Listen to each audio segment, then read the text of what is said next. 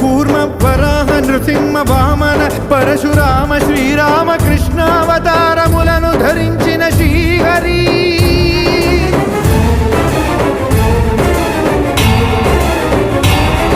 అవతారకుడౌ అవతారమూర్తిగా సాక్షాత్కరించి ధరింపజేయవయా